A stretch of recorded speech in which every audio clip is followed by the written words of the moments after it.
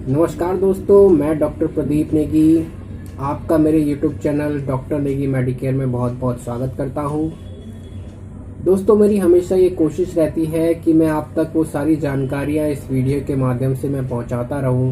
वो सारी health related diseases जो हैं उनके बारे में आपको मैं बताता रहूं, और साथ ही वो भी ऐसी होम्योपैथी मेडिसिन्स भी मैं आपको बताता रहूं जो उन हेल्थ रिलेटेड प्रॉब्लम को सॉल्व कर सकती हैं और जिनके उपयोग से आप उस डिजीज़ से छुटकारा पा सकते हैं और अपने सेहत का लाभ उठा सकते हैं। ऐसी एक हेल्थ रिलेटेड प्रॉब्लम जो हमें फेस करने को मिलती है उसका नाम है टॉन्सिलाइटिस, जो कि ज़्यादातर बच्चों में पाई जाती है। बड़ों के साथ साथ बड़ों में बहुत कम देखने को मिलती है, और इसी से रिलेटेड वीडियो में आज आपको ये टॉन्सिलाइटिस के बारे में बताऊंगा। साथ ही कुछ होम्योपैथी मेडिसिन के बारे में बताऊंगा जो टॉन्सिलाइटिस में बहुत ज़्यादा उपयोगी सिद्ध होती है। तो वीडियो शुरू करने से पहले अगर आपने मेरा चैनल सब्सक्राइब नहीं किया है तो मेरा चैनल सब्सक्राइब ज़रूर कीजिए दोस्तों, और साथ क्योंकि आने वाली हर एक वीडियो की जानकारी आप तक पहुंचती रहे। तो चलिए बात करते हैं टॉन्सिलाइटिस की। दोस्तों, टॉन्सिलाइटिस जैसा कि नाम से ही पता है, टॉन्सिल्स की इन्फ्लेमेशन अगर हो जाती है तो उसे टॉन्सिलाइटिस कहते हैं। टॉन्सिलाइटिस को समझने से पहले मैं आपको ये समझा दूं कि टॉन्सिल्स होते क्या हैं। तो टॉन्सिल्स एक लिम्फाइड टिश्यूज होते हैं जो ओवल शेप के होते हैं, यानी गोल तरह के होते हैं, और जो हमारे जो गला है उसके पीछे पोस्टीरियर वॉल पे सिचुएटेड होते हैं। टॉन्सिल के साथ साथ एक और टिश्यूज हमारे नाक के पीछे प्रेजेंट होता है, उसे एडेनॉइड टिश्यूज कहते हैं। वो भी एक इम्यून सिस्टम का पार्ट होता है, वो भी हमारे डिफेंस मैकेनिज्म में बहुत अच्छी भूमिका निभाता है। तो फिलहाल हम बात करते हैं टॉन्सिलाइटिस की। तो टॉन्सिल्स जो होते हैं वो एक लिम्फाइड टिश्यूज होते हैं जो कि ओवल शेप्ड होते हैं, और इनका फंक्शन क्या होता है? इनका फंक्शन डिफेंस से जुड़ा होता है, यानी इम्यून सिस्टम से जुड़ा होता है। ये हमारी जो प्रतिरक्षा प्रणाली है उसका एक बहुत ही इम्पोर्टेंट पार्ट है, क्योंकि हमारे शरीर को हार्मफुल एजेंट से बचाते हैं जो हम फूड और वाटर के थ्रू अगर इनहेल कर लेते हैं तो वहाँ पे ये हार्मफुल एजेंट्स को पकड़ कर उसे डिस्ट्रॉय कर देते हैं। और ये टॉन्सिल्स होते हैं वो एक एंटीबॉडीज रिलीज करते हैं, लिम्फोइड टिश्यूज सिक्रीट करते हैं, जो कि वायरस और बैक्टीरिया को पहचान कर उसको वहीं ख़त्म कर देते हैं। टॉन्सिलाइटिस की जो समस्या है वो बच्चों में देखने को ज़्यादा मिलती है, और ज़्यादातर इन्फेक्शन अगर उन्हें होता रहता है। कई बार ऐसा करते करते करते टॉन्सिल्स एक टाइम ऐसा आता है कि टॉन्सिल्स खुद ही इन्फेक्ट हो जाते हैं वायरस और बैक्टीरिया के थ्रू। तो उसमें थोड़ी रेडनेस, सूजन बहुत ज़्यादा देखने को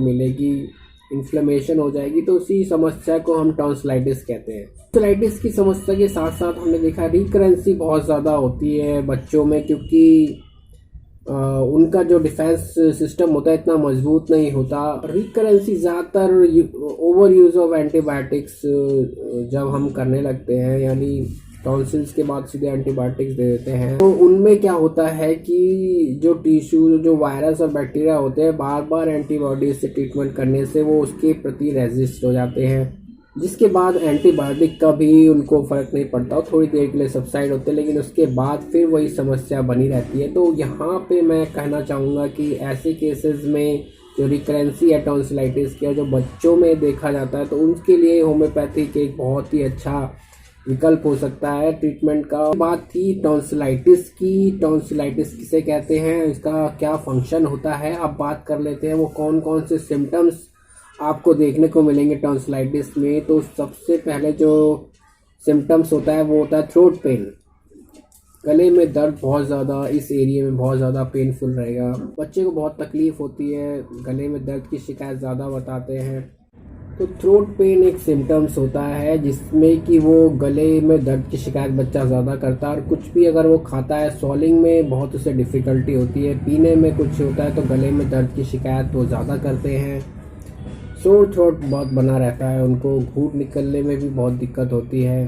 और जब आप उन बच्चों के गले का अगर मुंह खोल के एग्जामिन करोगे तो उसमें रेडनेस, जो टॉन्सिल्स होते हैं हमारे यहाँ पे, उनके स्वॉलन रहेंगे, इन्फ्लेमेट रहेंगे, रेडनेस बहुत रहेगी, लालपन बहुत ज़्यादा रहेगा, और कभी कभार तो वहाँ पे पस फॉर्मेशन भी होती है, और जो कि बहुत ही बैक्टीरियल इन्फेक्शन का एक साइन हो सकता है। तो उस केसेस में हमें ज़्यादा प्रिकॉशंस लेनी पड़ती है बच्चों के ट्रीटमेंट में। तो ये सब जो सिम्टम्स हैं उनको शो होते हैं। साथ ही इन्फ्लेमेशन के बाद हमारे वहाँ पे फीवर की शिकायत बहुत ज़्यादा बच्चों में रह जाती है, बुखार बहुत जल्दी आ जाता है उनको टॉन्सिल्स के इनलार्ज होने पे, क्योंकि इन्फेक्शन बहुत ज़्यादा फैल गया होता है।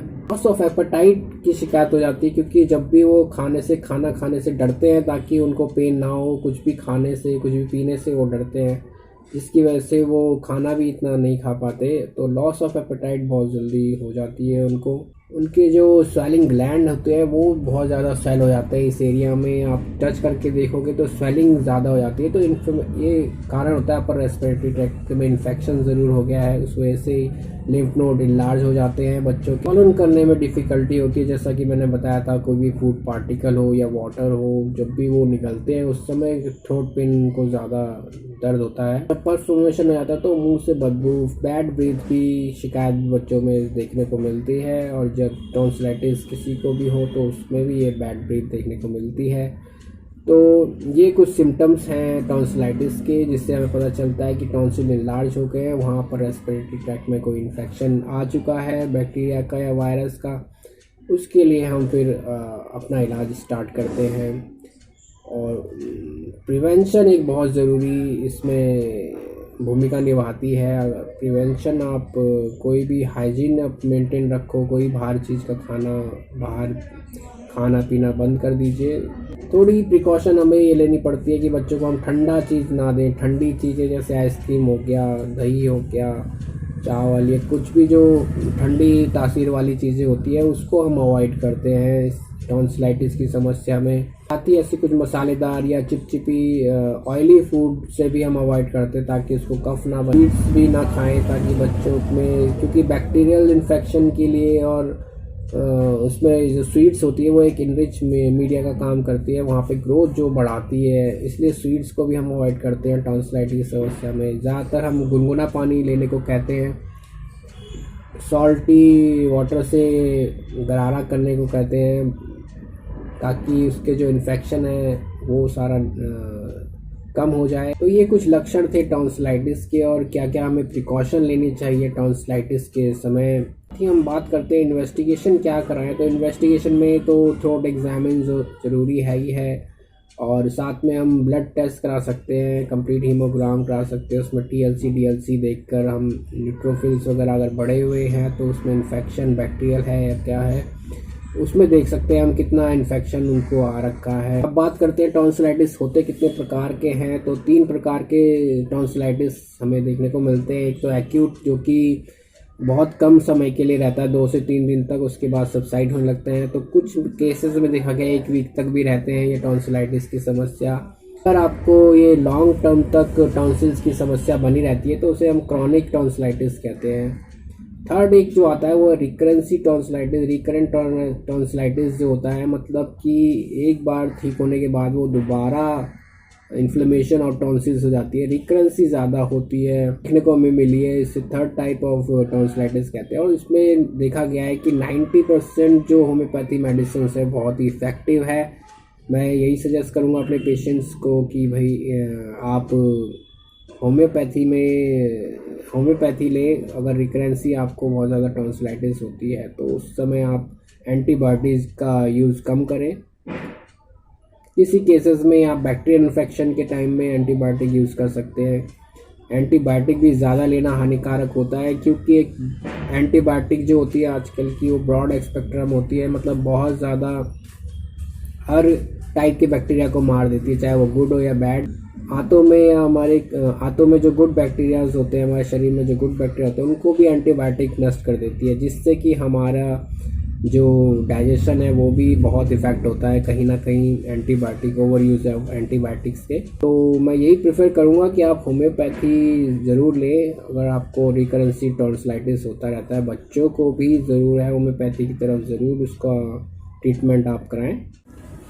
तो अब बात कर लेते हैं इम्पॉर्टेंट मेडिसिन्स का। कौन सी होम्योपैथी मेडिसिन्स हैं जिससे हम टॉन्सिलाइटिस से बच सकते हैं और अपने बच्चों को बचा सकते हैं।